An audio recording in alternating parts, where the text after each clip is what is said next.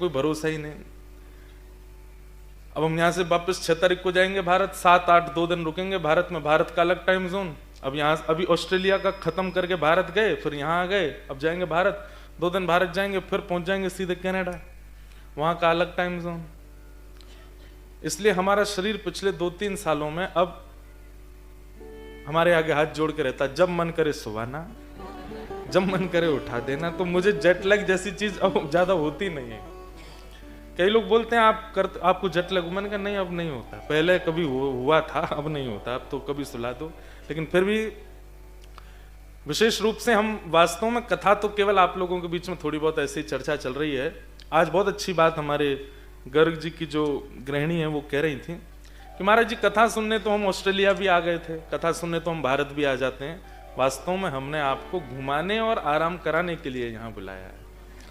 बोले भारत भी आते हैं हम तो कथा सुनने, लेकिन जब आए हैं तो फिर थोड़ी बहुत चर्चा हो जाए, तो हम थोड़ा आराम में ही हैं यहाँ पर, इसलिए ना किसी से मिल रहे हैं, ना जो हमारे ऑस्ट्रेलिया भक्तिपथ वाले भी आए उनसे भी यहीं मिल रहे हैं बेचारे।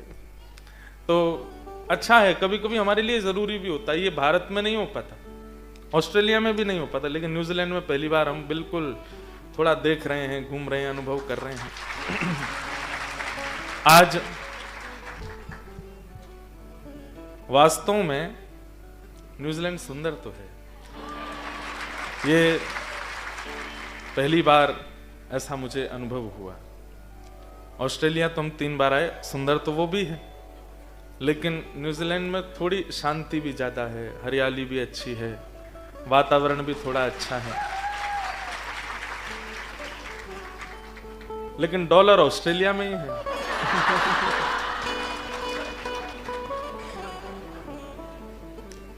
तो शांति चाहिए, आराम चाहिए, आनंद चाहिए, स्वास्थ्य भी यहाँ इतना अच्छा वातावरण मिलेगा तो हो ही जाएगा ठीक। दूसरी बात, मैं बहुत ज्यादा यह भी अनुभव कर पा रहा हूं कि यहाँ सच में साधन करना भगवत प्राप्ति के लिए बहुत अच्छा स्थान है, क्योंकि सच में बहुत शांति है। तो आप कुछ भी, आज हम सुबह एक बीच पर गए थे, क्या नाम था उसका? पीना, पीरा, पीहा, पीहा बीच गए।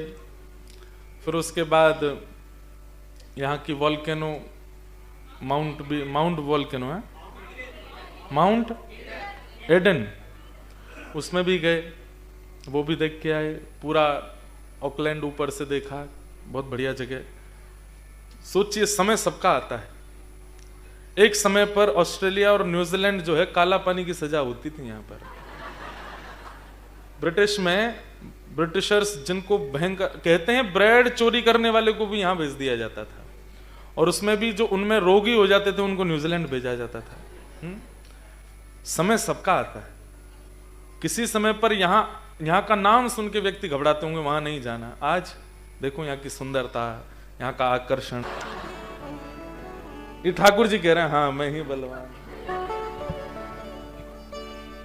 समय हो तो बलवान, पर जो समय से भी बलवान, कृष्ण उनका नाम। इसलिए ये एक समझाने वाली बात है आप लोगों को भी, घबराइए मत। बहुत दिन तक बहुत बुरा नहीं हो सकता आपके साथ, बहुत दिन तक समय, परिस्थिति, व्यवस्था बुरी नहीं रह सकती। एक दिन उसको जाना पड़ेगा, बस व्यक्ति धैर्य ना छोड़े। हम लोग पेशेंस लेस हो जाते हैं, धैर्य छोड़ देते हैं, इसलिए परिस्थिति हम पर हावी हो जाती है। परिस्थिति कितनी भी भयावह हो, ठाकुर जी से जाके मत कहो कि ऐसी परिस्थिति में है, परिस्थिति को कहो देख लेना ठाकुर जी हमारे साथ हैं। अभी क्या होता है कि सब ठाकुर जी को जाके परिस्थिति बताते, अरे उनको पता है कि परिस्थिति क्या है, उनको मत बताइए, परिस्थिति को बता दो कि ठाकुर जी हमारे साथ हैं। परिस्थिति हमेशा बुरी नहीं रहती। अच्छा, किसी ने कहा ऐसी बात बोलो कि जिनको बुरा लग रहा है उनको अच्छा लगने लगे, और जिनको अच्छा लग रहा है उनको बुरा लगने लगे। तो इसकी एक ही बात है कि जो अभी है वो हमेशा नहीं रहेगा। अब जिसके साथ बुरा चल रहा है उसको अच्छा लगेगा कि चलो बुरा हमेशा नहीं रहेगा, और ये अच्छे वालों के लिए भी, जिनके अच्छे दिन चल रहे हैं, ये भी बहुत दिन तक नहीं रहने वाले हैं। क्योंकि संसार का नियम है कि आपको तराशने के लिए, आपको निखारने के लिए, आपका परीक्षण करने के लिए समय तो आएगा, और ऐसा समय आएगा तोड़ देगा ऊपर से नीचे तक, लेकिन बस धैर्य मत छोड़िएगा। हम इतना ही समझ पाए हैं 11 वर्ष के अपने कथा क्रम में कि व्यक्ति के अंदर अगर सहनशीलता है, पेशेंस है, धैर्य है, तो इस संसार में जीवन बहुत सरल हो जाएगा। और पेशेंस बिना भजन के नहीं आएगा। आज बहुत सारे प्रश्न आए हैं मेरे पास में, उनमें एक आध प्रश्न इस तरीके का भी है। धैर्य को जीवन में लाओ। कई लोग क्या सोचते हैं, नाम जप करने से, भक्ति भजन करने से, तिलक स्वरूप लगाने से, कथा सुनने से ठाकुर जी मिलेंगे। नहीं, ठाकुर जी बहुत बाद में मिलेंगे, उससे पहले आपका निर्माण होगा। पेशेंस भीतर आएगा, कामनेस भीतर आएगी, क्रोध घटेगा, काम घटेगा, लोभ घटेगा, मोह घटेगा। ये जितने भी विषय विकार हैं संसार के, पहले ये घटेंगे, उसके बाद ठाकुर जी मिलेंगे। सीधे ठाकुर जी नहीं मिलेंगे। क्षमा करें, पूरे दिन माला करते हो, तिलक स्वरूप लगा के घूमते हो, लेकिन पेशेंस नहीं है, आपके अंदर सहनशीलता नहीं है, तो फिर आप भजन नहीं कर रहे हैं, केवल उसका आडंबर कर रहे हैं। इसलिए सहनशील बनिए। तो आज कई सारे प्रश्न आए हैं, मैं थोड़ा उन पर दृष्टि डालूं, और मैंने वो प्रश्न लिए हैं जो सबको कुछ ना कुछ प्रदान करने वाले। मेरा एक सवाल आज की युवा यूथ की तरफ से है। अगर हम भक्ति में मन लगा रहता है, और किन्हीं ने लिखा है, वो थोड़ी गुजराती हिंदी मिक्स है, पर कुछ लोग मजाक उड़ाते हैं, भगत जन गई मॉडर्न नहीं है। मन तो बहुत करता है जवाब दें, जवाब हूं, पर चुप रहती हूं। आप इन सब युवा की कशक से तरफ से कुछ जवाब दें। देखो, एक बात सुनेंगे हमारी। व्यक्ति को जब प्रेम हो जाता है ना,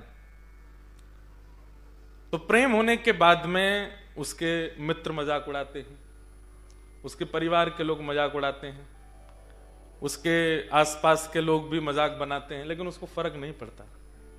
वो अपने प्रेम को प्रधान मानता है, कभी उन मजाक करने वालों के चक्कर में अपना प्रेम नहीं त्यागता। फिर भक्ति में मजाक इतना आपको असहनीय क्यों बना देता है?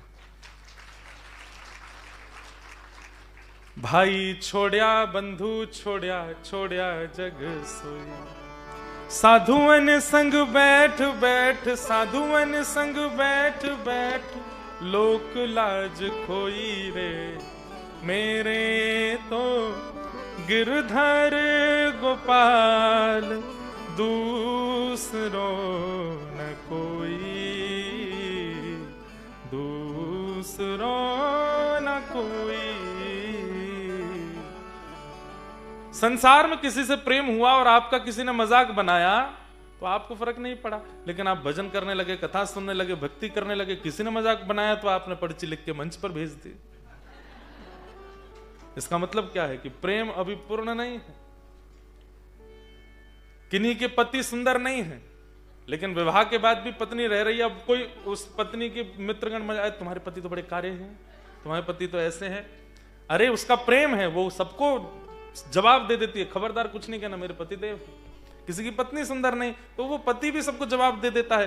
प्रेम अटूट होता है, तो वहां आप जिससे प्रेम करते हैं उसके संबंध में कोई आपसे कुछ कहे तो आप सुनते नहीं। ठाकुर जी के संबंध में इतने विचलित क्यों हो जाते हैं? विचलित मत होइए। भक्तिमती मीराबाई कहती हैं, अब तो बात फैल गई जाने सब कोई, अब तो बात फैल गई जाने सब कोई। फिर क्या है आगे? हैं? साधुअन संग तो गा दिया, अब तो बात फैल गई जाने सब कोई। फिर मीरा दासी ऐसे करके भाव है। मीराबाई ठाकुर जी से कहती हैं, अब तो सबको पता है कि मैं आपकी हूं, अब तो मुझे स्वीकार करना पड़ेगा। बल्कि जितने लोग आकर के मीराबाई का मजाक उड़ाते, मीराबाई कहती हैं और अच्छा है, और दुनिया को पता चले ताकि सब में बात फैल जाए, तो फिर ठाकुर जी को मुझे स्वीकार करना ही पड़ेगा। संसार के लोग मजाक बनाते हैं, संसार के लोग गलत बोलते हैं। हमको देखो, हम पूरे न्यूजीलैंड में धोती पहन के घूमते हैं, तिलक लगा के घूमते हैं, शिखा लहराते हुए घूमते हैं अपनी। कोई मजाक बनाए तो बनाते रहो, उनसे तो अच्छे ही हैं। ठाकुर जी के हैं, सौभाग्य के साथ में रहना है, किसी के मजाक से इतना फर्क नहीं पड़ना चाहिए आपको। किन्हीं का भाव है, हरिवंश नाम का क्या मतलब है? ह से हरि, र से राधा, व से वृंदावन, स से सहचरी गण, हरिवंश। हमारे हित हरिवंश महाप्रभु के हरिवंश नाम का यही अर्थ है। क्या केवल नाम जप से भगवान की प्राप्ति हो सकती है? अगर हां, तो फिर इंसान में स्वाभाविक रूप से यह रुचि क्यों विकसित नहीं होती? आत्मा क्यों परमात्मा से स्वतः मिलना नहीं चाहती?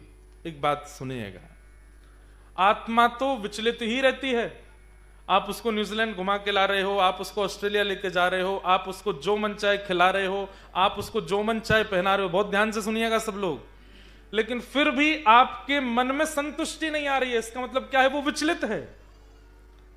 किसी ने आपको कहा कि ये बहुत अच्छी ब्रांड आई है, इसके कपड़े पहनो, आपने पहनने शुरू कर दिए, क्या आपको बहुत संतोष हो जाता है? नहीं होता। उससे बढ़िया आता है तो वो पहनने का मन होता है। ये संतोष क्यों नहीं हो रहा है चित्त को? क्योंकि आपकी आत्मा कह रही है ये नहीं है मेरा, इससे मुझे नहीं होगा संतोष। पिज्जा खिला दो, बर्गर खिला दो, सैंडविच खिला दो, ये खिला दो, वो खिला दो, ऐसा पिला दो, यहां ले जाओ। आपकी आत्मा कभी संतुष्ट नहीं होती है, इसीलिए तो आप भटक रहे हो।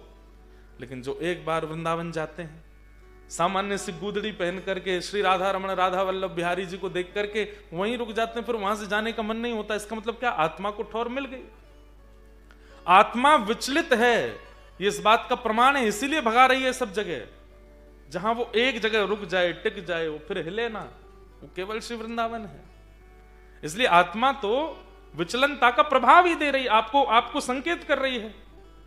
कभी ऐसी घड़ी पहनाओ, कभी यहां वाले ये पहनाओ, ये कराओ, ये कराओ, सब में घुमाती है। क्यों? क्योंकि वो संतुष्ट नहीं हो पा रही। संतुष्टि तो उसको कथा से ही होती है।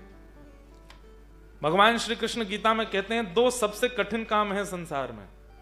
पहला काम, बिना किसी की सहायता के पढ़ना, बिना किसी टीचर के पढ़ना किसी भी नए विषय को, बहुत कठिन है। और दूसरा, बहुत देर तक मौन रह करके किसी और को सुनना। आप लोग 6:30 बजे से 9 बजे तक हमको मौन रह के सुनने वाले हैं। क्यों? क्योंकि आपकी आत्मा को यहां स्थिरता का अनुभव हो रहा है। आपकी आत्मा आपको संकेत कर रही है, यही चाहिए था, यही चाहिए, इसी से ही मुझे संतोष होता है। फिर आपने कहा कि स्वाभाविक व्यक्ति नाम जप क्यों नहीं कर पाता?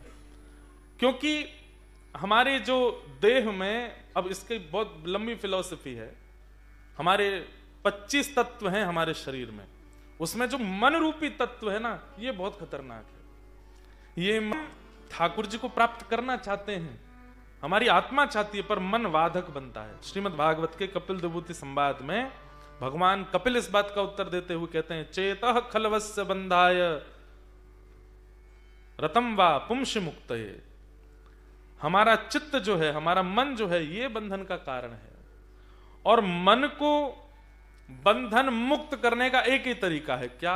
आपके जीवन में एक सद्गुरु आ जाए, एक पथ प्रदर्शक आ जाए, एक हरी राह दिखाने वाला आ जाए, वो मन को लगा सकता है ठाकुर जी की ओर। नहीं तो ये मन भटकता ही रहेगा, आपकी आत्मा को कभी हरि नाम लेने नहीं देगा। इसलिए स्वाभाविक रूप से भगवान नाम प्रकट नहीं हो पाता। फिर अगला प्रश्न, आपसे 2 प्रश्न करना चाहते हैं। हमारी 1.5 साल पहले शादी हुई थी। महाराज जी मेरे पति अनुकूल हैं, वह मदिरा पान बहुत करते हैं। जब उन्होंने मेरे से शादी करनी थी तो बोलते थे कभी कभी, पर हंसो नहीं बेचारी, कोई परेशान है, आप हंस रहे हो। लेकिन आज के इस समय में वह मुझसे छिपकर और झूठ बोलकर बाहर रहते हैं घर से, और ये सब करते हैं। मुझे बहुत धोखे जैसा लगता है कि शादी करने के लिए उन्होंने और भी काफी कुछ बोला था, लेकिन वो सब झूठ था। मैं क्या करूं? मेरा मन अशांत है। दूसरा इनका भाव है मैं भगवान में बहुत श्रद्धा भावना रखती हूँ। मैं आज तक वृंदावन का दर्शन नहीं कर पाई, लेकिन मैं ठाकुर जी की कथा बहुत सुनती हूँ, भजन भी गाती हूँ, बहुत याद आती है और हर समय रोने का मन करता है। एक तो अपने शादी के कारण, दूसरा ठाकुर जी की याद के कारण। कृपा करके आप मुझे देखो। आपने कहा कि जो जीवन संगी हैं उन्होंने कुछ ऐसा कहा था और अब बिल्कुल वो मुकुर गए। अब इसके दो पहलू हैं। एक पहलू तो ये कि आपको ठाकुर जी ने 1.5 वर्ष में ही संसार की वास्तविकता का अनुभव करा दिया कि यहां कोई अच्छा नहीं है, कोई ठीक नहीं है। नहीं तो महाराज जीवन निकल जाता है, ये सच्चाई ही पता नहीं चल पाती संसार की कि यहां पर कोई अपना है ही नहीं। लेकिन आपको 1.5 वर्ष में ये अनुभव तो हो गया कि चाहे वो परिवार के सन्निकट से सन्निकट व्यक्ति हों, चाहे वो कितना भी प्रेम दिखाने वाले व्यक्ति हों, अतिसंग रहने वाले भी हों, किसके अंदर किसके मन में कब कहां क्या चल रहा है आप नहीं जान सकते। इस बात का बोध ठाकुर जी ने आपको 1.5 वर्ष में करा दिया। नहीं तो लोगों के कितना जीवन निकल जाता। उसके बाद अभी भारत के ऐसे ऐसे किस्से हमारे पास में आते हैं, आपको बता देंगे तो आप घबरा जाओगे। 1.5 वर्ष में आपके पास में ये संदेश तो आ गया कि भाई अपना कोई नहीं। अब इसमें एक ही बात है, ठाकुर जी से प्रार्थना करो, उन्हें समझाने का प्रयास करो, मान जाए तो अच्छा, नहीं माने तो ठाकुर जी से निवेदन करो कि नाथ इनकी ये क्रिया छुड़वाइए। और तब भी नहीं माने तो आप एक कोई संकल्प मन में ले लीजिए। जैसे ये बात हमको कहां से आती है, भक्तमाल जी में एक अंगद जी नाम के भक्त हैं, उनके चरित्र आता है। अंगद जी की पत्नी ने अपने पति के किसी दुष्कर्म के कारण घूंघट कर लिया था और बोले मैं आपको मुंह ही नहीं दिखाऊंगी आज के बाद। 4 वर्ष तक अपने पति को मुख नहीं दिखाया और 4 वर्ष बाद जब पति उनके भगवत परायण हो गए, बिल्कुल भक्तिमय हो गए, तब जाकर के उन्होंने मुख दर्शन कराया। ये तो एक उदाहरण जैसा है। जब वे आपसे झूठ बोल करके कुछ ऐसा कर रहे हैं तो इसका मतलब ये नहीं कि आप भी कुछ ऐसा ही करो बदला लेने के लिए। लेकिन हां, कोई एक तो आपको ऐसा उनको करना पड़ेगा जिससे उनको फील हो कि नहीं ये ठीक नहीं है। आपकी कोई ऐसी वस्तु या ऐसी कोई भावना जो उनको बहुत प्रिय हो, उससे उनको थोड़ा वंचित रखो। जैसे बच्चे को फोन का बहुत एडिक्शन हो जाता है इंडिया में, यहां तो पता ही नहीं पेपर वेपर होते भी कि नहीं, बच्चों के पढ़ते भी हैं कि नहीं। भारत में बच्चों को बहुत एडिक्शन हो जाता है तो माता पिता क्या कर देते हैं, इतना % ला के दिखा, तेरे को फोन दिलाऊंगी, मैं दिलाऊंगी, तू ला के दिखा दे। तो बच्चा फोन के लोभ में उतने % लाता है। ऐसे ही अब आपको करना पड़ेगा अपने पतिदेव जो भी हैं उनके लिए कि उनको एक आपको कुछ तो करना। देखो आपने मुझसे झूठ बोला, आप सब करते हैं, सब जो भी बात है, अब आपको चाहिए कि मैं आपकी हर बात मानूं, आपके संग रहूं प्रेम से सब, तो फिर आपको ये करके दिखाना पड़ेगा, ऐसा कुछ आपको करना पड़ेगा। और मन ही मन ठाकुर जी से प्रार्थना करते रहो कि ये ठीक हो। क्योंकि कई बार विचलित व्यक्ति को सुधारने के लिए ही ठाकुर जी ने आपको भेजा होता है उसके पास, तो उनको सुधारने का प्रयास करो। फिर आपने दूसरी बात की, वृंदावन की बहुत याद आती है, तो बहुत अच्छी बात है उसके विरह में। फिर आपने आगे कहा है वन सजेशन, महाराज जी आप न्यूजीलैंड आए हैं तो सबसे ब्यूटीफुल सिटी क्वींस टाउन जरूर जाइए, वहां लोग बहुत अच्छे हैं। इसका मतलब क्या है, ऑकलैंड वाले नहीं हैं वहां लोग बहुत अच्छे हैं, नेचर की तो बात ही बहुत अलग है। मैं क्वींस टाउन से ही आई हूं, एक बार अवश्य जरूर जाइएगा। हम देखते हैं क्या बनता है। फिर किन्हीं का भाव है, हम आपको पिछले 4 वर्ष से YouTube के माध्यम से सुन रहे हैं, आपकी बताए हुए पर बात पर चलते हैं, यथासंभव प्रयास कर रही हूँ। मेरी आत्मा मन और बुद्धि ने आपको अपना गुरु मान लिया है। मैं हृदय से आपका बहुत बहुत धन्यवाद करती हूँ कि आपने मुझे लाल जी और श्री राधा रानी से प्रेम कराया। आपकी कृपा से जीवन में अब आनंद ही आनंद है। गुरुदेव मेरे मन में अब एक ही चिंतन बार बार उठता रहता है, अब आई काम की बात। इतने अवगुण और कमियों के बाद भी श्री जी मुझे स्वीकार करेंगी, उनकी कृपा पर मेरा अटूट विश्वास है। फिर भी यह शंका मन में क्यों आती है? अब आप जिन्होंने भी ये पत्र लिखा है, ये सबसे बड़ा लक्षण है कि आपको अपने अंदर अयोग्यता लगती है। नहीं तो यहां संसार में ऐसे ऐसे लोग बैठे हैं जो तिलक लगाने का भी अभिमान करने लगते हैं। हम तो रोज तिलक लगाते हैं। महाराज जी 4 से 4:15 नहीं उठता मुझे उठने में, 4 बजे तो उठ के बैठ जाता हूं।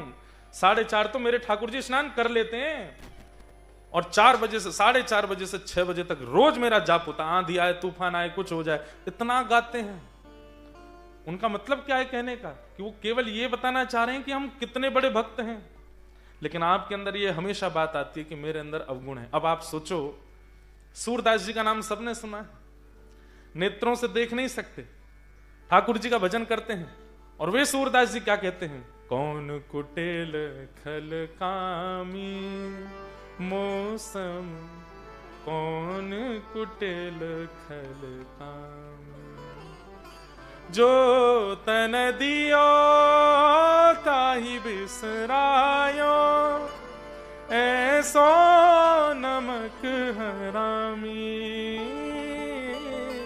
जो तन दियो ताहि बिसरायो, ऐसो नमक हरामी, कौन कुटिल खल कामी मौसम, कौन कुटिल खल कामी। परम वैष्णव, परम भक्त सूरदास, जो बिना नेत्रों के भी ठाकुर जी का दर्शन कर लेते हैं, ऐसे सूरदास जी जब कह सकते हैं अपने लिए कि मैं कुटिल हूं, मैं कामी हूं, मैं क्रोधी हूं, जबकि कुटिलता का क भी नहीं था उनके अंदर, लेकिन फिर भी ठाकुर जी के आगे दीन बनना, ये दीनता आवश्यक है। इससे अभिमान मत करना जिन्होंने भी ये पत्र लिखा है, परंतु ये बहुत आवश्यक है। भक्ति में सदैव अपने आप को यही मानिए कि मैं तो कुछ करता ही नहीं हूं, मेरी तो योग्यता ही नहीं है। हमारे पूज्य गुरुदेव भगवान पिताजी महाराज एक पंक्ति गाते हैं, बहुत ध्यान से सुनिएगा।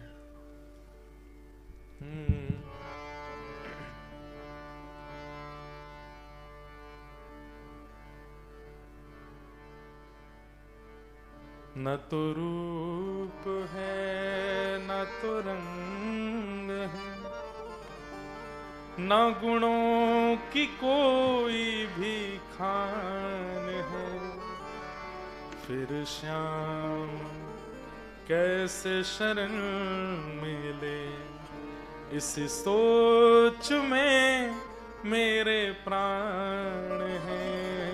न तो रूप है न तो रंग है, शब्द सुनिए कितने सुंदर हैं। ना मैं रूपवान हूं, ना मेरे अंदर कोई गुण है, फिर श्याम मुझे स्वीकार कैसे करेंगे? इस सोच में मेरे प्राण हैं, ना तो रूप है ना तो रंग। और फिर अगली पंक्ति अंतरे में कहते हैं, नफरत है जिनसे उन्हें सदा, उन्हीं अब गुणों में मैं हूँ बधा। नफरत है जिनसे उन्हें सदा, उन्हीं अब गुणों में मैं हूँ। ठाकुर जी को जो बिल्कुल अच्छा नहीं लगता वो सब है मेरे अंदर। ठाकुर जी को जो बिल्कुल प्रिय नहीं लगता वो सारे लक्षण हैं हम आप सबके अंदर। कैसे मिलेंगे वो हमको? है कुटिलता, कपट भी है, छल भी है और अभिमान है। अरे यहां बैठा कोई व्यक्ति नहीं कह सकता कि उसने कभी छल नहीं किया हो, कभी कपट ना किया हो, कभी काम ना किया हो, कभी भयंकर क्रोध ना। सब ने सारे काम कर रखे हैं। किस मुंह को लेकर के आते हैं हम ठाकुर जी के आगे? एक भी लक्षण नहीं है हमारे अंदर उनकी प्राप्ति करने का। लेकिन ये उनकी दयालुता है कि वो फिर भी हमें स्वीकार कर रहे हैं। वो फिर भी हमारे लिए अपने द्वार खोल देते हैं, हमें स्वीकार करते हैं। न तो रूप है न तो रंग है, न गुणों की कोई भी खान है, फिर श्याम कैसे शरण मिले, इस सोच में मेरे प्राण हैं,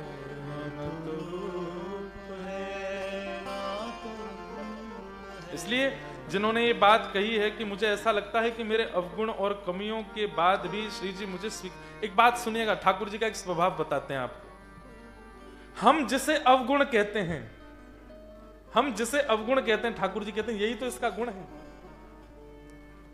हम जिसे अवगुण कहते हैं, ठाकुर जी कहते हैं मुझे यही अच्छा लगता है। और कितने प्रमाण दे दूंगा मैं आपको। पहला प्रमाण, सदन कसाई मांस बेचते थे। तराजू में एक पड़ले में मांस होता था, दूसरे पड़ले में बाट होते थे जिनसे भार नापा जाता है। और इनको पता नहीं था कि इन्होंने पत्थर की जगह पर शालिग्राम रख रखे थे। और जब तराजू तोलते थे तो मांस जब ऊपर नीचे होता था तो वहां तराजू पर शालिग्राम भगवान लुढ़कते थे। एक बार किसी महात्मा ने इनकी दुकान के आगे से निकलते हुए ऐसे मुंह बंद करके जा रहे थे, देखा, अरे राम राम राम, ये तो शालिग्राम है। लेकिन सदन कसाई हृदय के बहुत अच्छे थे, स्वभाव के बहुत अच्छे थे। मैं बार बार कहूंगा, आपका हृदय कैसा, स्वभाव कैसा, बुद्धि कैसी, विचार कैसे, ये ज्यादा ठाकुर जी को आकर्षित करते हैं। आप कर्म कैसा करते हैं, क्रिया कैसी है, जात पात कैसी है, वो ठाकुर जी नहीं देखते। आपके स्वभाव और मन बुद्धि में क्या आता रहता है, वो ठाकुर जी देखते हैं। महात्मा गए सदन कसाई के पास, बोले ये तो भगवान है जिनको तुम एक तरफ तोल रहे हो, लाओ इनको हमको दो। सदन कसाई घबरा गए, दे दिया। ठाकुर जी को ले जाकर के पंचामृत स्नान करा के चांदी के सिंहासन पर बिठा के महात्मा ने बढ़िया उनका पूजन किया। कहा ठाकुर जी कहाँ कसाई के यहाँ पड़े थे, अब आप बढ़िया कुटिया में आ गए, प्रेम से यहीं विहार करो। रात्रि में स्वप्न में ठाकुर जी महात्मा के आए और बोले मेरो मन ना लग रहा, मोको वापस वही के पास छोड़ के आओ। बोले वहां मांस बिकता है, निर्दोष जानवरों को काट करके वहां बेचता है वो सदन कसाई, और आपको तराजू में तोलता है, आप कैसे रह सकते हैं वहां पर। ठाकुर जी बोले बाकी चीज मुझे दिखती नहीं है, मुझको केवल सदन कसाई अच्छा लगता है। और वो इतना भाव से, इतना प्रेम से जब मेरी ओर देखता है और उसके तराजू में लुढ़कने में मुझे बहुत आनंद आता, वहीं छोड़ के आओ। दूसरे दिन महात्मा ठाकुर जी लेकर के आए तो सदन कसाई रोने लगा। बोले कि आप इनको क्यों ले आए वापस। बोले स्वप्न में आकर के बोल रहे हैं कि तेरे पास रहना अच्छा लगता है इनको। उस दिन सदन कसाई ने मन में सोच लिया कि ठाकुर जी मेरे लिए चांदी का सिंहासन छोड़ के आ सकते हैं, मैं ठाकुर जी के लिए अपने दुष्कर्म नहीं छोड़ सकता। और उसी दिन सदन कसाई पवित्र हो गए, सब छोड़ दिया। तो ये स्वभाव होना बहुत अच्छा है कि मैं तो ठाकुर जी के लायक ही नहीं हूं, लेकिन मैं लायक नहीं हूं इस बात को सोच के भजन मत छोड़ देना कि हम तो लायक ही नहीं है, पर भजन ही काय को करें। नहीं, करते रहो, हमेशा अपने आप को नालायक मान करके भजन करो, तभी ठाकुर जी स्वीकार करते हैं।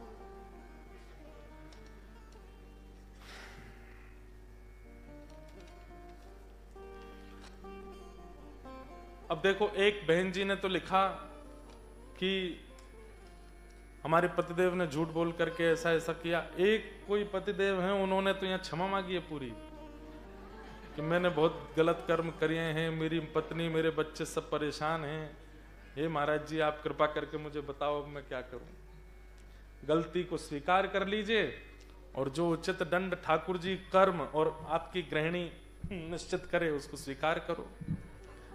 और व्यक्ति का सबसे बड़ा गुण क्या है? अपनी अवगुणों को स्वीकार करना। और व्यक्ति का सबसे बड़ा दुर्गुण क्या है? अपने अवगुणों को स्वीकार ना करना। कोई आपके मुंह पर बोल रहा है आप में ये कमी है, नहीं बिल्कुल नहीं है, बिल्कुल नहीं है, ऐसा तुम्हें हुई नहीं, आप जबरदस्ती थोप रहे हो ना। अगर गलती है, देखो हर व्यक्ति जानता है मैं कैसा हूं, कोई बोले तो स्वीकार, हाँ मुझे लगता है कि मेरे अंदर ये अवगुण है, आपसे बढ़िया कोई नहीं है। फिर इस प्रकार कई प्रश्न हैं, सबको मैं प्रणाम करते हैं। फिर एक भैया ने और एक बात कही है कि मुझे न्यूजीलैंड आए हुए 2 साल हो गए, शुरू में मैं बहुत काम था, राधा वल्लभ जी के डिसीजन पर पूरा विश्वास था, जो होता था उसे लाल जी के चरणों में समर्पित कर देता था। पर कुछ समय से एक बदलाव आया है मुझ में, मैं छोटी छोटी चीजों पर इरिटेट हो जाता हूं। जिन चीजों का मुझ पर कभी फर्क नहीं पड़ता था वो चीजें मुझे परेशान करती हैं, फिर पूरा दिन खराब कर देती हैं। और बाद में मैं सोचता हूं फिर कि यह इतनी बड़ी बात भी नहीं थी। कृपया मार्गदर्शन करें। ये कहीं ना कहीं वैष्णव और भगवत अपराध के बाद ऐसा होता है, व्यक्ति के सामने बड़ी से बड़ी बात हो जाए और वो उसको भी लेट गो कर दे तो समझो कि बहुत बढ़िया भजन है, उसका भजन अच्छा करता है, इसलिए चीजों को लेट गो करना जानता है। लेकिन कोई बात को लेकर के बैठा है, रात भर योजना बना रहा है, दिन में बैठा है, उससे परेशान हो रहा है, अब खुद भी परेशान हो रहा है, सबको भी परेशान कर रहा है, और इसका मतलब वो पहले भजन करता था तब नहीं होता था, अब हो रहा है, इसका मतलब कोई वैष्णव अपराध। हाँ, पहले भी भजन नहीं बनता था, अब भी इरिटेट वाला ही, पहले भी इरिटेट रहता था, अब भी इरिटेट रहता है, तो ऐसे का तो वो स्वभाव है। एक बहू ने दाल बनाई, सासू माँ ने खाई, जोर से चिल्लाने लगी सासू माँ, तो बहू ने आके कहा क्या हो गया? बोले एक कटोरी और दो। दूसरी कटोरी पी गई, एक कटोरी और दो, तीसरी कटोरी पी गई। बहू ने कहा आप चिल्ला क्यों रही हो? बोले इसमें नमक क्यों नहीं डाला है? बहू ने मन में सोचा फिर खा क्यों रही हो इतना जब अच्छा ही नहीं है तो। अगले दिन बहू ने और बढ़िया दाल बनाई, सासू माँ को जैसे दी तो सासू माँ ने पी के फिर चिल्लाने लग गई, एक कटोरी दो, दो कटोरी, तीन चार कटोरी फिर खा गई। बहू ने कहा आज कोई कमी? बोले नहीं, आज कल से बढ़िया बनी है।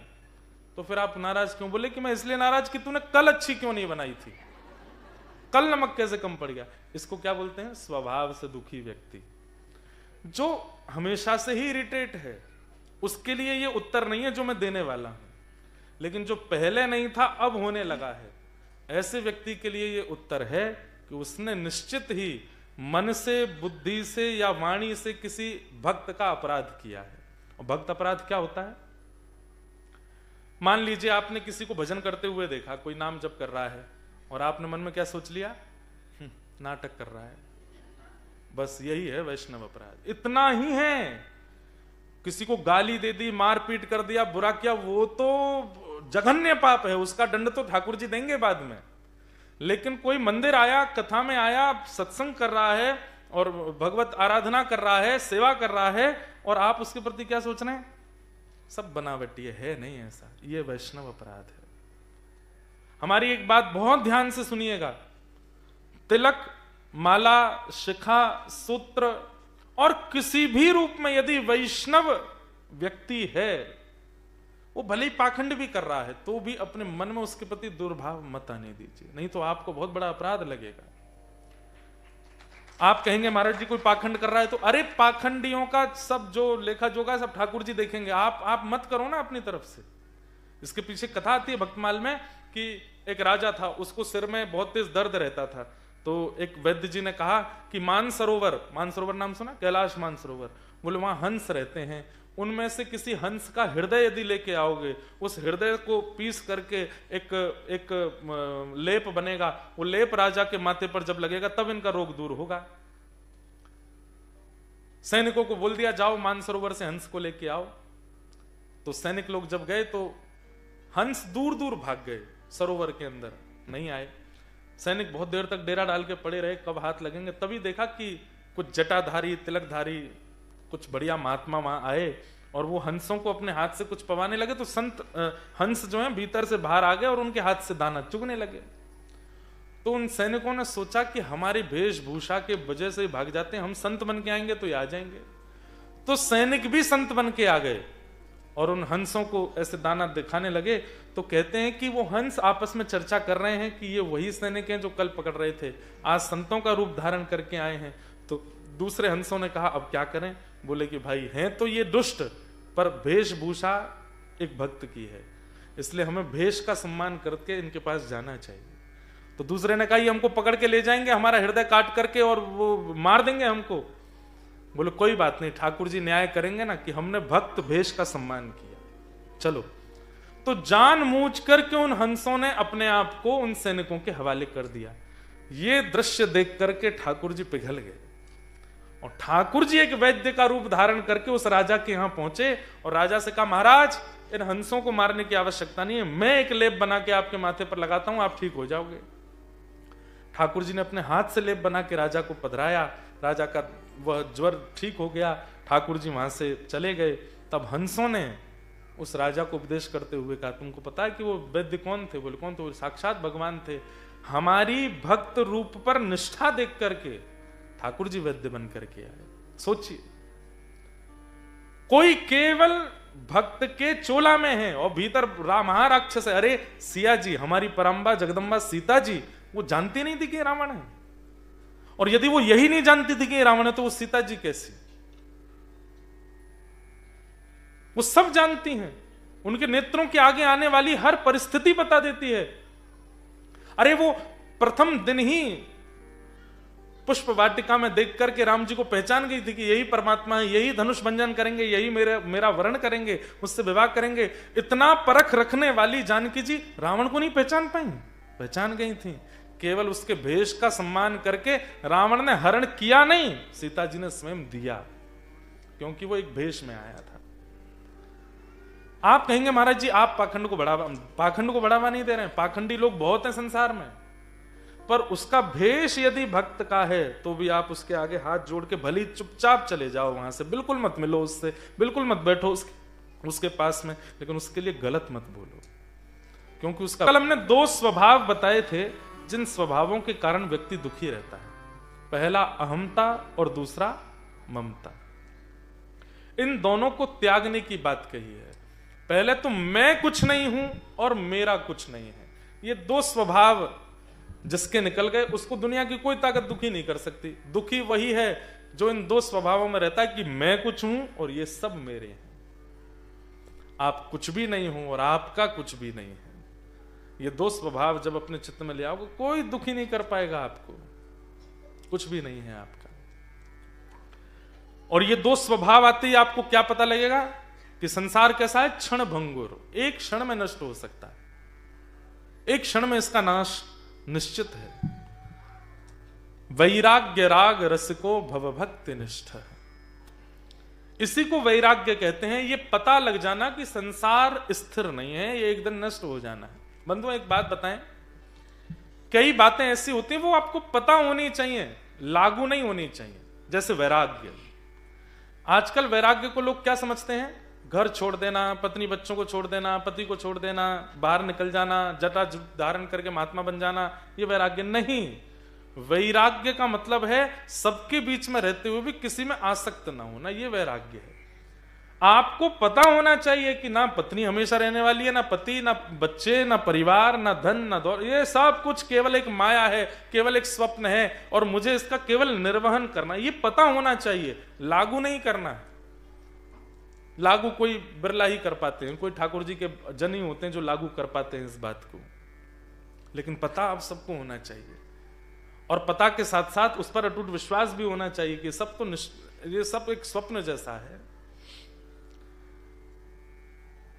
2 भावों का कोई त्याग कर दे, अहमता और ममता, तो उसके मन में ये विश्वास दृढ़ हो जाएगा कि संसार एक बबल की तरह है, कभी भी नष्ट हो सकता है।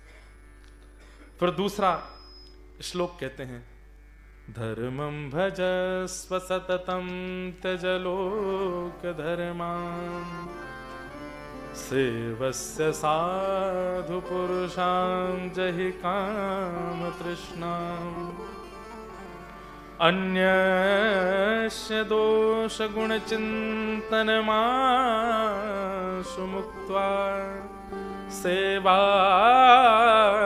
कथां रसमहो नितरां पिबध्वम्।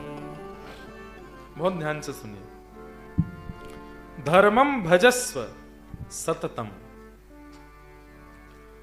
मैंने कल भी कहा था ये 2 श्लोक की गीता है। अगर एक एक शब्द इसका समझ लिया तो संपूर्ण गीता का सार आपको मिल जाएगा।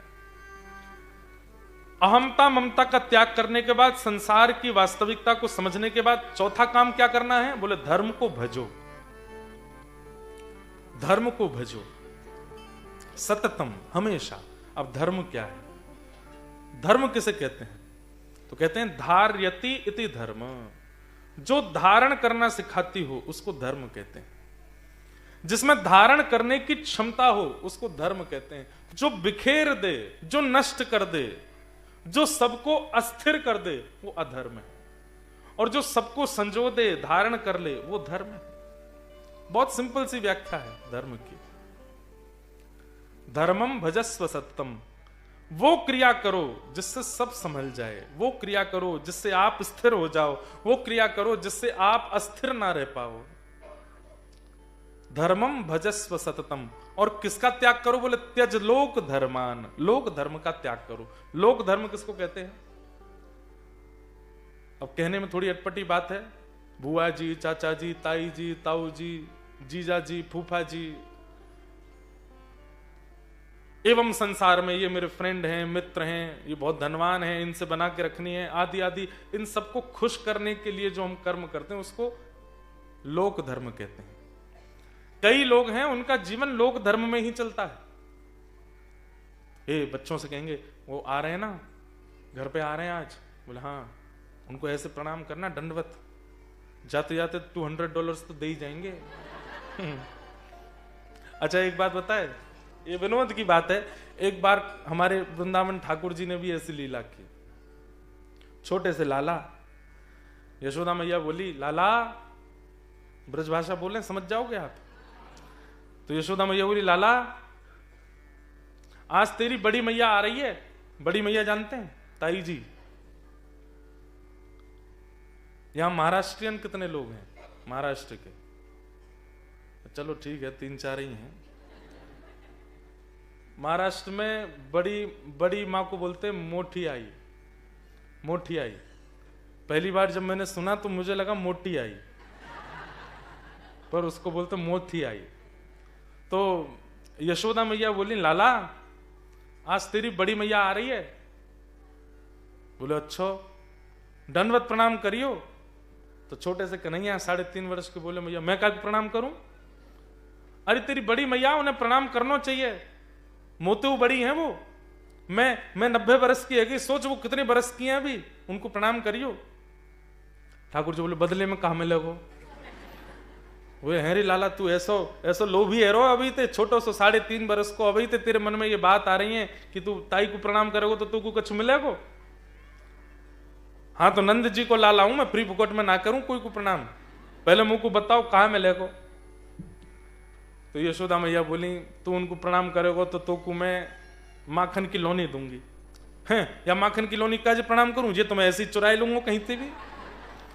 लाला तू उनको प्रणाम करेगो तो मैं तो गैया चरवाऊंगी। बोले गैया तो मैं ऐसे ही चराया आऊंगा। लाला तू उनको प्रणाम करेगो तो को मैं पद्म राग के कंगन पहनाऊंगी। ठाकुर जी बोले मुंह में लोभ ना है मैया, तू ऐसा लोभ मत दे, है ना, पद्म राग के कंगन ना ही चाहिए मुंह को। लाला तू उनको प्रणाम करेगो तो को नई मुरलिया लेके आऊंगी। ठाकुर जी बोले घनेरी पड़ी है मुंह पे, ना ही चाहिए मुंह। इतनी देर हो गई, अब माँ को ये भी लग रही है संस्कारी बालक तो तभी दिखेगो जब प्रणाम करेगो, नहीं तो बड़ी जेठानी है आए के कहेंगे कहां से खाए लाला को प्रणाम भी ना करे। ठाकुर जी देखना और बता मैया और कहां मिलेगो? तो मैया ने अंत में बोली लाला तेने अगर बड़ी आई को प्रणाम कियो, बड़ी ताई को प्रणाम कियो तो तेरो ब्याह जाएगो। इतने में तो ठाकुर जी ने फेंटा बांध बोले कहां है बड़ी मैया? मैया जल्दी बता कहां को है? बोले अभी आ रही है नंद भवन में। ठाकुर जी तो बाहर द्वार पे ही खड़े है गए हैं, कौन सी दिशा से आवेगी? बोले वाह दिशा से वही देख रहे हैं। मैया अभी तो आई ना? बोले आवे बारी है। अब मैया को इतना खुश, इतनी प्रसन्नता है रही है कि चलो बढ़िया है, बड़ी मैया को प्रसन्नता होगी, लाला कितना संस्कारी हमारो। और जैसे ही बड़ी मैया आई, ठाकुर जी तो मैया ने कही यही है लाला बड़ी मैया। ठाकुर जी तो वहीं से दौड़ करके गए, अरे मेरी बड़ी मैया आ गई, मेरी बड़ी मैया आ गई, मेरी बड़ी मैया आओ। वहीं से दंडवत प्रणाम करें, एक बार प्रणाम करें, दूसरी बार प्रणाम करें, जैसे दंडवती परिक्रमा करें ऐसे ठाकुर जी परिक्रमा करते हुए जा रहे हैं। बड़ी बूढ़ी मैया, उनके तो नेत्रन में आंसू आ गए। अरे यशोदा तेरो लाला कैसो संस्कारी, आजा आजा मेरो लाला गोदी में आजा। अब तो अंक से लग गए, अब तो अंक में लग के ठाकुर जी पसीना पहुंचे। अरे मेरी बड़ी मैया आ गई, मेरी बड़ी मैया आ गई। मैं तो मैया तेरे पास ना सोऊंगा, मैं तो इन्हीं के पास सोऊंगा, इन्हीं के संग खाऊंगा, इन्हीं के संग रहूंगा।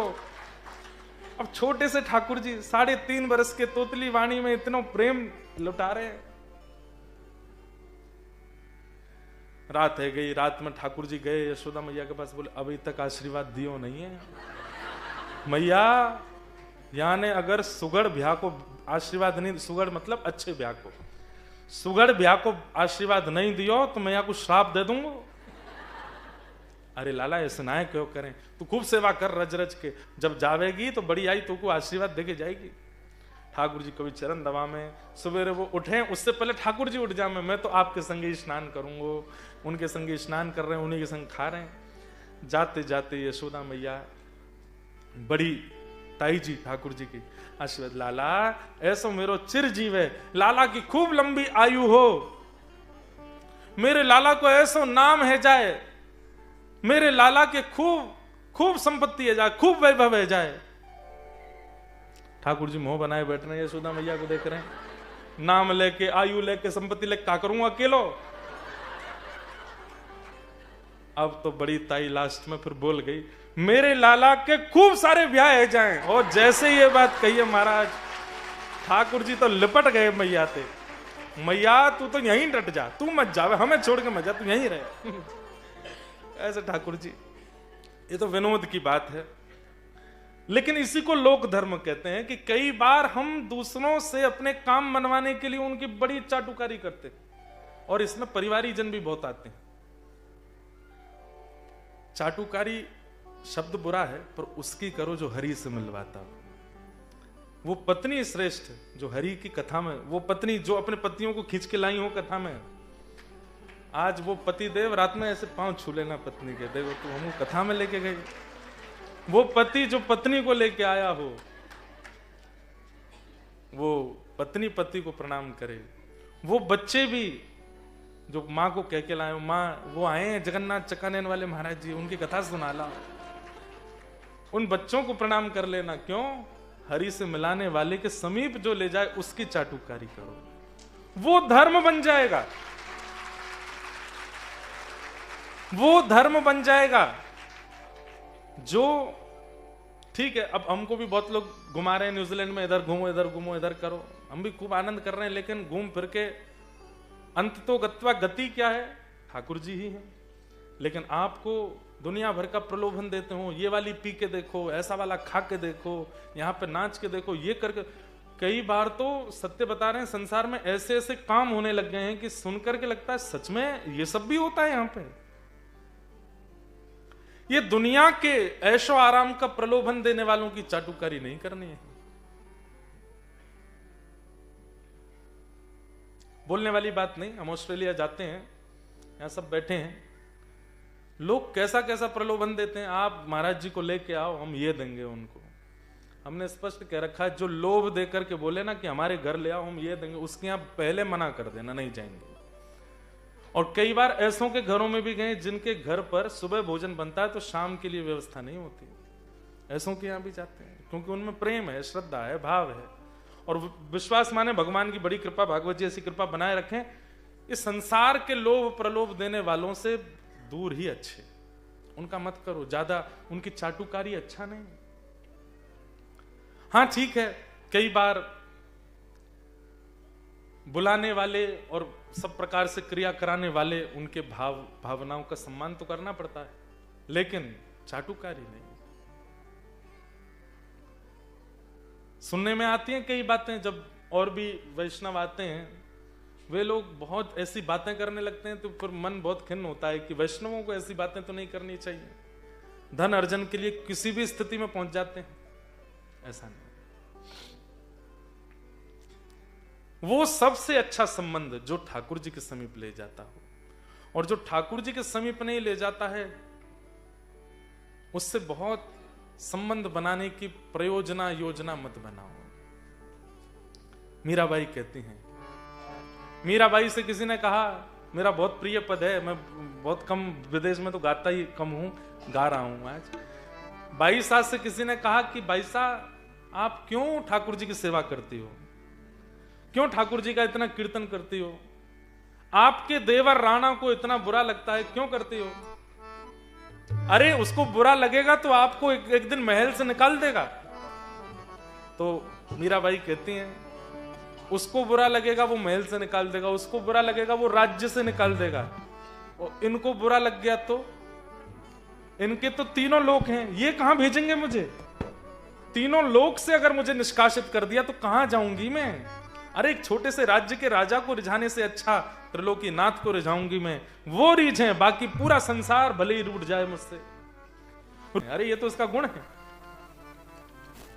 रसखान जी एक ऊंचे पदवी पर थे, अपने घोड़े पर बैठ के निकलते थे। तो दिल्ली में इंद्रप्रस्थ में एक वैष्णव रहते थे, उनका बेटा बहुत सुंदर था, छोटा सा 3-4 वर्ष का बालक, गोल मटोल उसकी गाल, ऐसे सुंदर उसके बढ़िया मृग जैसे नेत्र, इतना सुंदर था। तो रसखान जी एक दिन निकले तो उस बालक को देख करके देखते रह गए, इतना सुंदर। क्योंकि पठान थे और उस समय मुगल शासन था, इसलिए हिंदू लोग ज्यादा कुछ बोल नहीं पाते थे। रसखान जी अब तो उसके लिए कभी कुछ मीठा लेके आवे, कभी कुछ चटपटा लेके आवे, और उस बालक को, और बालक को भी व्यक्ति विशेष से प्रेम नहीं होता, बालक को भी ये लगता है कि इनका स्वभाव अच्छा है, ये मुझसे बहुत प्रेम करते हैं। बालक को भी उनकी प्रतीक्षा रहने लगी। तो रसखान जी रोज आते थे, उस बालक के लिए कुछ ना कुछ लेके आते, बालक भी उनसे मिलता। अब घर के लोग सब घबराते थे, बोले मुगल किसी के सगे नहीं है, ये किसी को भी मार देते हैं, और ये हमारे बच्चे पर इसकी दृष्टि पड़ गई, अब क्या करें, कहां भागें हम, इंद्रप्रस्थ छोड़ के भी नहीं जा सकते। अब तो स्थिति ये हो गई कि रसखान जी आके उसको सामान नहीं देते, अब तो उसको अपने घोड़े पर बैठा लेते हैं, घुमाने ले जाते हैं। उसके माता पिता बेचारे बाहर हाथ जोड़ के खड़े रहते हैं, रसखान जी कहते हैं चिंता मत करो, मैं आके इसको दे दूंगा। शाम तक घुमाते हैं, बालक को भी अच्छा लगता है, घोड़े पर घूमने को मिलता है, खाने पीने को मिलता है। व्रजमंडल से एक आचार्य इंद्रप्रस्थ दिल्ली गए, और उस बालक के माता पिता के यहाँ जब पहुंचे तो उन माता पिता ने, थोड़ा मुख मुरझाया सा था, तो वैष्णव जो व्रज से गए उन्होंने कहा कि तुम लोगों इतने चिंता में क्यों लग रहे हो, क्या बात है। उन्होंने सब सच्चाई बताई। बोले हमारे बालक पर एक साइद इब्राहिम नाम का एक इमाम है यहाँ का, उसका मन आ गया है, उसके लिए खाना लाता है, पीना लाता है, उसको ले जाता है उठा के। हमको बहुत डर लगता है, ये मुगल लोग कुछ भी कर देते हैं, हमारे बालक को कहीं मार ना दें। आचार्य बोले कल आएगा, तुम मेरे से मिलवाना उसको। अगले दिन जब आए तो रसखान जी जैसे पहुंचे तो बालक को लिए वो आचार्य खड़े थे, तो रसखान जी ने बालक को इशारा किया आओ। अब बालक तो भागे, तो आचार्य ने पकड़ लिया। तो रसखान जी बोले क्यों नहीं छोड़ते आप उसको। बोले कि आप 2 मिनट आएंगे, एक बात कर लें आपसे। रसखान जी नीचे उतर गए, क्या बात है। बोले आप इस बालक से बहुत प्रेम करते हैं। बोले हाँ मैं बहुत प्रेम करता हूं। क्यों। मुझे इस बालक में खुदा का नूर दिखाई देता है, कितना सुंदर है ये बालक, इतना सुंदर मैंने कभी कोई नहीं देखा। इसका रूप तो देखो, इसकी आंखें देखो, इसकी नाक देखो, इसका ओष्ठ देखो।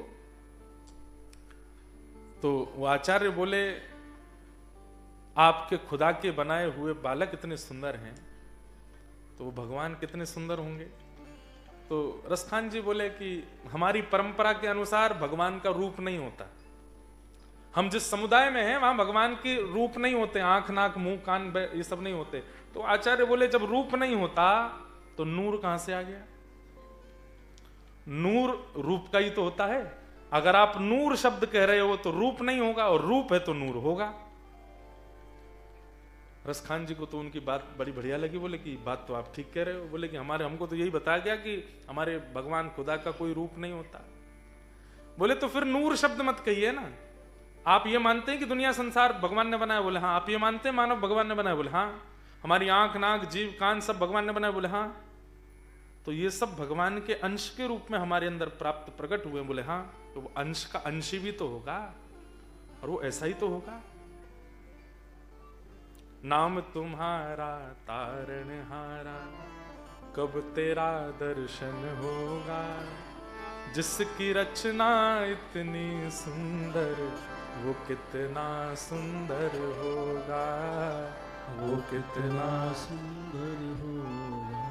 न्यूजीलैंड देख करके अगर मन में ये बात आती है ना, कितना सुंदर देश है, कितने सुंदर पहाड़ हैं, कितने सुंदर नदियां हैं, कितने सुंदर समुद्र हैं, कितने सुंदर रास्ते हैं, ये देश कितना अच्छा है, तो समझो अभी संसार ही है आपके अंदर।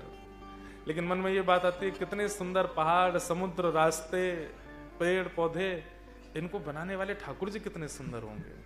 ठाकुर जी का वो निकुंज कितना सुंदर होगा जिसमें श्री प्रियालाल जी विराजते हैं, जिसमें वो विहार करते हैं। उनकी एक छोटी सी बिंदु इतनी सुंदर है तो वो सिंधु कितना सुंदर होगा। तो समझो कि ये वैष्णवता है, ये भगवत्ता है।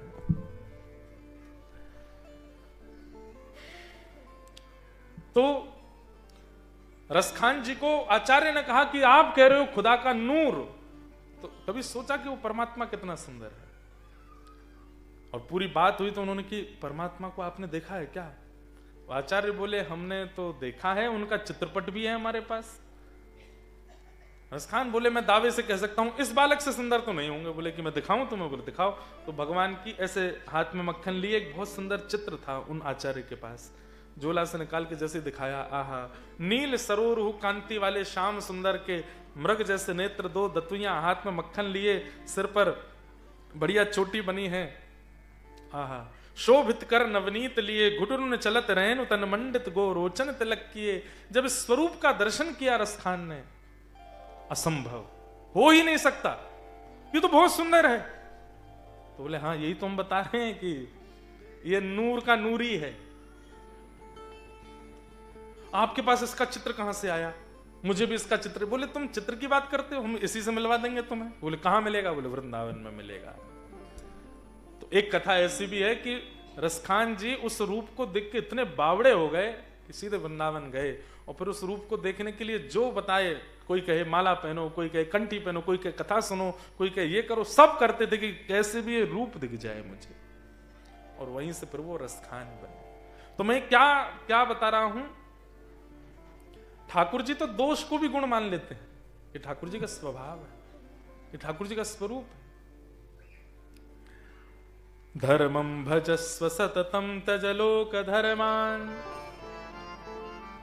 सेवस्य साधु पुरुषाम जहि काम तृष्णाम। धर्म को भजो, लोक धर्म का त्याग करो।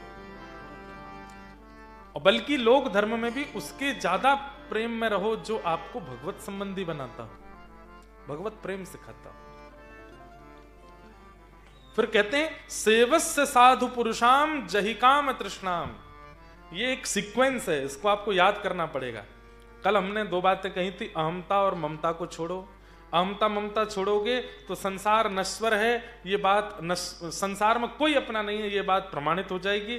फिर चौथा काम करना क्या है? धर्म को भजना है, लोक धर्म का त्याग करना है। ये पंच कर्म करने के बाद फिर छठवां कर्म क्या करना है? सेवस्य साधु पुरुषाम जहि काम तृष्णाम। वैष्णवों के, साधुओं की, महत पुरुषों की सेवा करो।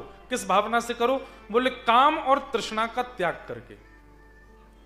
उनकी सेवा इसलिए मत करो कि उनसे आपका कोई काम बन जाए, उनकी सेवा इसलिए मत करो कि आपके कोई रुके हुए कार्य सिद्ध हो जाएं। किसी भी महापुरुष की सेवा इस भावना से मत करना। एक आपको बिल्कुल सत्य घटना बताएं, मेरे साथ घटी हुई घटना। कनाडा में एक परिवार के यहां हम गए, तो उन्होंने कहा, बोले महाराज जी हमारे यहाँ एक घटना हुई, वो हम बताएं। मैंने बताओ। बोले हमारा बेटा, उसके विवाह की हम लोग बहुत दिन से योजना बना रहे थे। मैंने कहा अच्छा, फिर अब वो विवाह जिनसे करना चाहते थे वो कन्या उचित नहीं थी। उचित मतलब हिंदू हैं, वो हिंदू भी नहीं थी। तो हम लोगों ने उसको समझाया कि बेटा यहाँ विवाह मत करो। उसने कहा नहीं पिताजी देखो, आप मेरा विवाह तो यहीं कराओ और कहीं मैं जा नहीं सकता। तो हमारे एक गुरुजी काशी में रहते, हम काशी गए। काशी में जाके गुरुजी से कहा, तो गुरुजी ने फिर उस कन्या की जन्म तिथि से सब कुंडली आदि भी दिखवाई। तो गुरुजी ने कहा देखो वैसे भी ठीक नहीं है ब्याह करना, क्योंकि आप सब हिंदू हैं, वो मुस्लिम है, और वैसे भी ठीक नहीं है कुंडली के हिसाब से, अगर मानते हो धर्म शास्त्रों को, तो इनकी आगे एक किसी की अकाल मृत्यु का योग है। तो बोले अब क्या करें? पुत्र को बुला के समझाया, उसने भी नहीं माना। बोले कि हमको मरना मंजूर है लेकिन ब्याह कराओ। तो फिर जो पिताजी थे उसके पुत्र के, वो आचार्य के सामने रोने लगे। बोले कि आप कुछ तो करिए महाराज जी, ठीक है हम ब्याह भी करा देंगे लेकिन जीवित तो रहें ये दोनों, हमारा पुत्र मरे ना, ऐसा अकाल मृत्यु ना हो, कम से कम जब तक हम जीवित हैं। तो उन आचार्य ने एक यज्ञ किया और उस यज्ञ में अपने 40 वर्ष की जो जटा थी उस जटा का छेदन करके जटा को डाल दिया और उस यज्ञ के फलस्वरूप उस बालक से कहा कि तुम्हारी आयु जितनी भी है उसमें 40 वर्ष की जो तपस्या है वो मैं अपनी प्रदान करता हूं, क्योंकि तुम्हारे जीवन में तो योग नहीं है अगर इनके साथ रहोगे तो, लेकिन मैं अपने जीवन का ये इतने वर्ष का पूरा बल तुमको देता हूं। 40 वर्षों से जो मैंने तपस्या की उससे मैं ये तुमको देता हूं कि तुम्हारा इतना जीवन और बढ़े।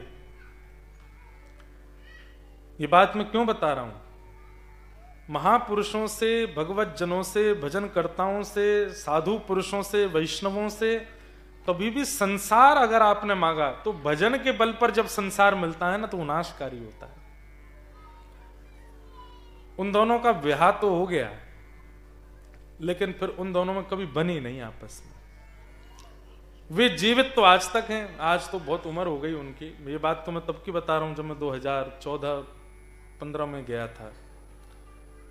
ब्याह तो हो गया लेकिन उनकी कभी बनी नहीं और फिर वो संग रहे भी नहीं।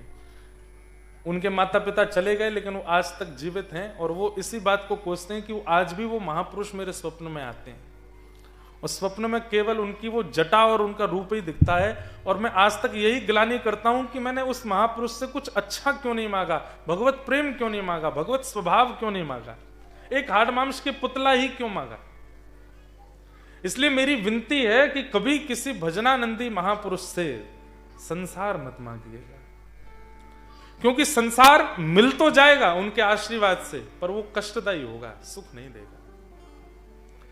भजन के बल पर तो भजन मांगो, भजन के बल पर तो वैष्णवता मांगो। हम कभी किसी महापुरुष से ये क्यों नहीं कहते कि ऐसी कृपा कर दो कि हम पॉजिटिव हो जाएं। नेगेटिव बहुत ज्यादा नेगेटिविटी है हमारे अंदर। हम कभी किसी भजनानंदी से ये प्रार्थना क्यों नहीं करते कि आप हमको सरल बना दो, आप कृपा कर दो, हम बहुत ज्यादा जो है बहुत उड़ रहे हैं आकाश में, डाउन टू अर्थ हो जाएं थोड़े। स्वभाव क्यों नहीं मांगते हम? संसार में रह के काम करके भी संसार चाहिए और फिर किसी महापुरुष, किसी भजनानंदी से मिलकर के भी संसार ही चाहिए। आप कार्य करते हैं, अपना डॉलर कमाते हैं, पूरा दिन रात एक कर देते हैं, उससे संसार मिल ही रहा है ना आपको। किसी महापुरुष से संसार मत मांगो। कभी कोई भजनानंदी, कोई महापुरुष, कोई वैष्णव, कोई तिलकधारी, कोई ऐसे दिखें कि भगवत भक्त हैं, उनसे कभी संसार मत मांगना, क्योंकि संसार की कोई वस्तु मांगी तो मिल तो जाएगी पर कष्टदायी होगी, क्योंकि भजन के बल पर वो कष्ट ही मिलेगा। इसलिए यहां कहा सेवस्य साधु पुरुषाम जहिकाम तृष्णाम। साधु पुरुषों की सेवा करो, पर कैसे करो? बोले काम और तृष्णा से रहित होके। उनकी सेवा इसलिए मत करो कि उनकी सेवा करेंगे तो हमारा ये काम बन जाएगा, उनकी सेवा करेंगे तो हमारा ऐसा हो जाएगा। नई गाड़ी लाए महाराज जी, इसमें एक बैठ जाओ, चरण पधरा दो, क्या हो जाएगा? बस बढ़िया चले, इससे फिर बढ़िया माइलेज वाइलेज बढ़िया दे, डीजल कम लगे, दौड़े जाना। क्या मांगना है ऐसा? ऐसी वस्तु नहीं। कभी कोई महापुरुष मिले तो उनसे प्रेम मांगिए, कोई महापुरुष मिले, कोई भजनानंदी मिले तो उनसे ठाकुर जी को मांगिए, ठाकुर जी का स्नेह मांगिए। ये संसार में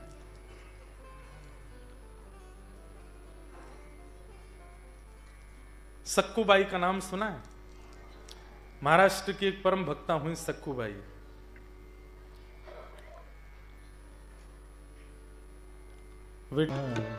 भारत अब की बार जाएंगे, वृंदावन जाओ, जगन्नाथपुरी जाओ, द्वारिकापुरी जाओ, श्रीनाथ जी जाओ। एक बार अगर अवसर मिले, और अब की बार यदि मिले, तो मेरे कहे से पंढरपुर जाइएगा। और श्री पंढरीनाथ भगवान, वहां ठाकुर जी ऐसे खड़े, विठलनाथ एक ईंट के ऊपर खड़े हैं। मराठी में ईंट को वीट बोलते हैं और उसके ऊपर जो खड़े हैं वो विठल। श्री ज्ञानेश्वर माउली कहते हैं कि श्री पंढरीनाथ भगवान ऐसे क्यों खड़े हैं। ये ऐसे ऐसे करके देखो एक बार, करो करो, सब लोग करो। ऐसे आप कब खड़े होते हो बताओ? अब हम बताते हैं, हमारी बात सुनो। पहला, किसी का इंतजार करते हो तब ऐसे खड़े होते हो। कितनी देर और लगेगी, कब फ्लाइट लैंड करेगी, हमारे फूफा जी आ रहे हैं, कब उतरेंगे ये फूफा।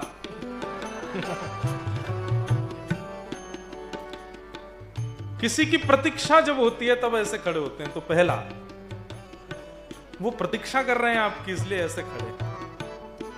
एकमात्र ऐसे हमारे पूरे भारत के ठाकुर जी हैं जो प्रत्येक लाइन में लगे हुए वैष्णव को अपने पास बुलाते हैं और आलिंगन करने का अधिकार देते हैं। सब जाके उनको छू सकते हैं।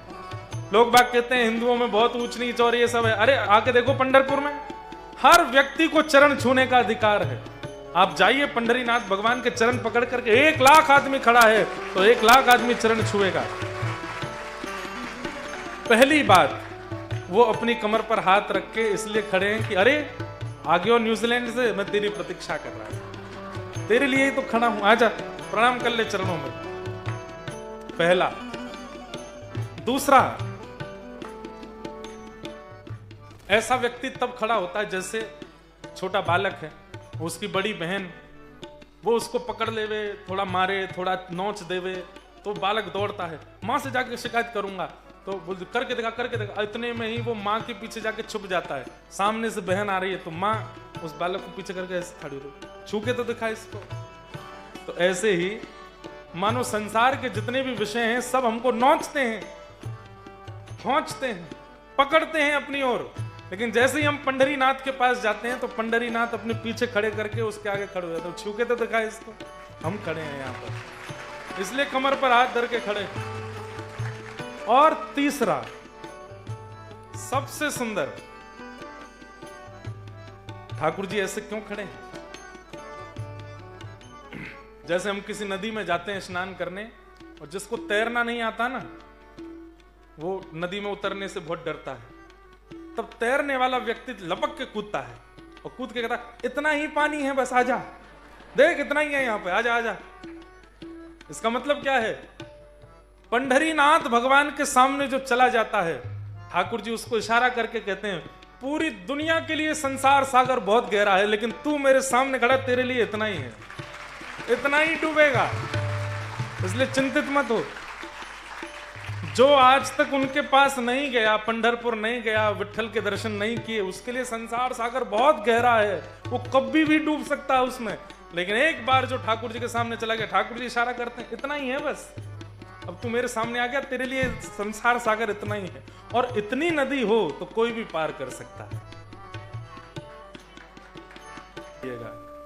हमारे श्री डोंगरे जी महाराज तो अपनी कथा में कहते थे कि द्वारिकाधीश अपनी लीला पूरी करके वैकुंठ नहीं गए, तो बोले पंढरपुर चले गए पुंडलीक को दर्शन देने। एक पुंडलीक नाम के भक्त थे, अपने माता पिता की बहुत सेवा करते थे। ठाकुर जी उसकी सेवा से इतने प्रसन्न हो गए माता पिता की सेवा करने से, कि उसके द्वार पर जाके खड़े हो गए।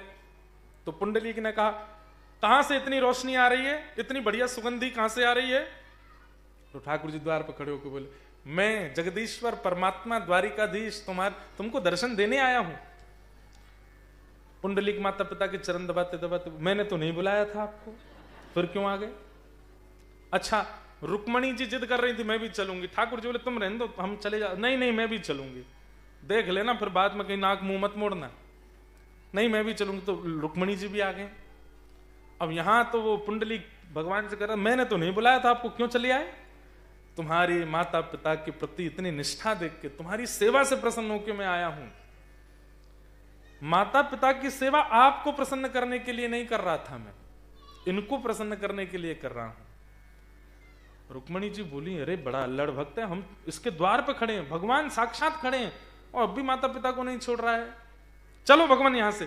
ठाकुर जी बोले मैं पहले ही मना कर रहा था आपसे, मेरे भक्त ऐसे ही होते हैं और मुझे उनकी इसी निष्ठा पर तो मैं रीझ जाता हूं। देखो वो अब मैं साक्षात परमात्मा खड़ा हूं, लक्ष्मीपति उसके द्वार पर खड़ा है, लेकिन वो अपने माता पिता को नहीं छोड़ रहा है, ये निष्ठा मुझे खींच के लाई है यहां पे।